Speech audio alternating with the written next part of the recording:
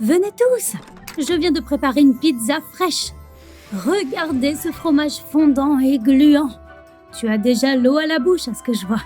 N'aie pas peur, goûte-la. Pendant que tu savoures cette tranche, nous allons faire un petit voyage avec elle pour voir comment fonctionne le goût. Ta bouche ne travaille pas seule sur ce projet. Elle a aussi besoin de ton nez, plus précisément de ton odorat, pour percevoir le goût de tous les aliments que tu manges. Ensemble, le combo se compose de 80% d'odorat et seulement 20% de goût. Autrement dit, le voyage ne commence pas dans la bouche. On rembobine. Tout commence lorsque tu entres dans une pièce avec de la nourriture. Chaque fois que tu inspires, tu inhales tout ce qu'il y a dans l'air.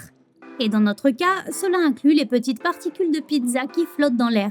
Oui, il y a des millions de pizzas microscopiques qui volent dans l'air. Enfin, plus ou moins. Mais as-tu déjà remarqué que les aliments chauds sentent plus que les autres ? C'est parce que les températures chaudes font que ces petites particules de nourriture voyagent plus longtemps et plus vite, et qu'elles peuvent donc atteindre ton nez en plus grand nombre. Il est possible que tu ne sois même pas dans la même pièce, et cette odeur viendra à toi et te transportera dans la cuisine, directement à la source.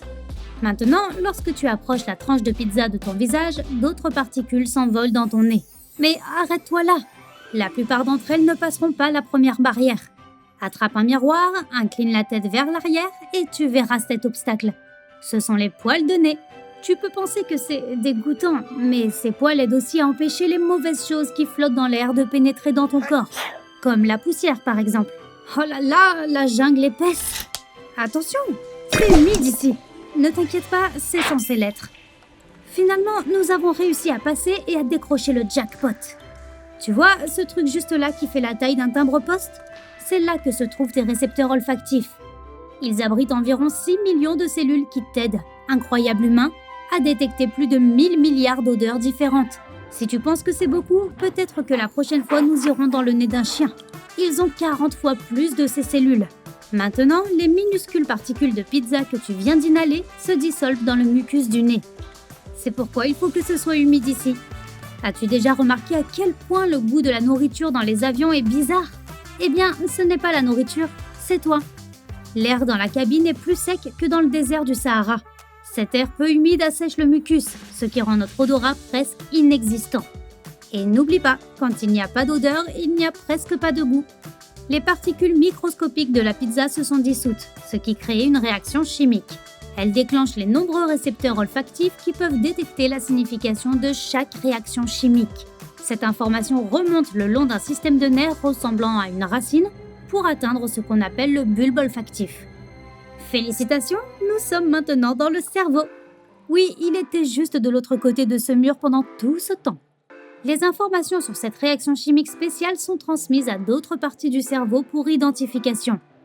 Une partie est envoyée au système limbique. Cela n'a pas grand-chose à voir avec la conscience. Tu ne dis pas encore « miam miam miam, pizza !» pour l'instant. Cette partie du cerveau identifie simplement l'odeur et envoie l'information aux autres organes comme ton foie et ton estomac. Préparez-vous les gars, la pizza arrive. Cette information olfactive peut également déclencher la partie du cerveau qui influence les émotions et les souvenirs. Cela explique pourquoi nous avons une connexion si forte entre les odeurs et certains moments de notre vie. Par exemple, l'odeur de l'herbe fraîchement coupée te ramène aux étés passés à tondre la pelouse de mamie. En vrai, je détestais tondre l'herbe. Mais bon, quoi qu'il en soit, il est temps de se diriger vers la partie du cerveau où la conscience s'active.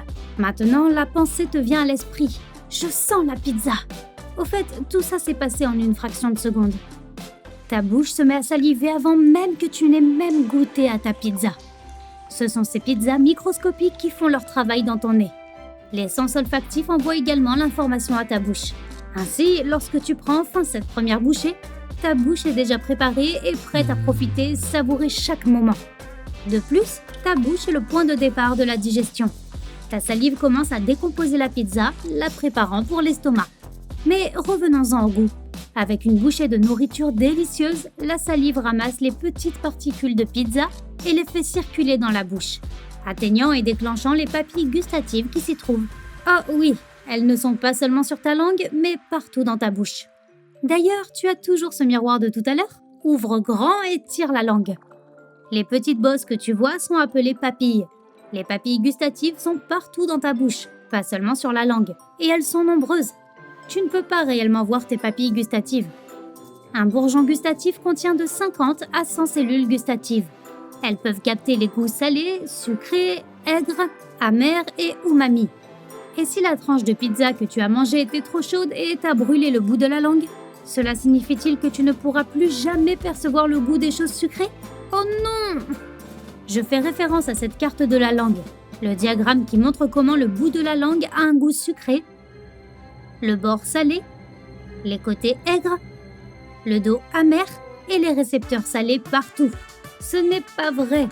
Toutes les papilles gustatives de ta langue ont des récepteurs qui peuvent capter ces différents goûts. Certains types ne sont pas isolés à certaines parties de la langue.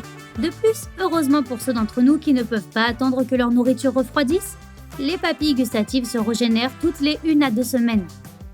Du coup, même si tu t'es brûlé la langue, tu commenceras à retrouver ta sensibilité après quelques jours seulement.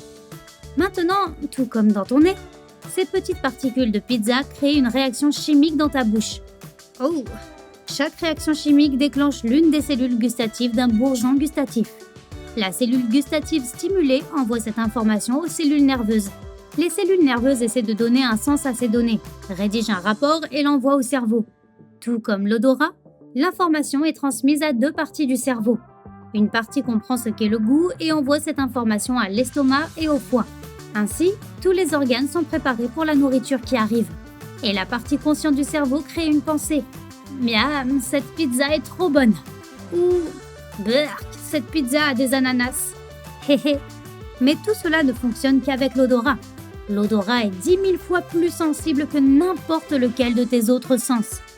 C'est surtout parce qu'il est directement connecté au cerveau et n'a pas besoin de voyager dans le corps.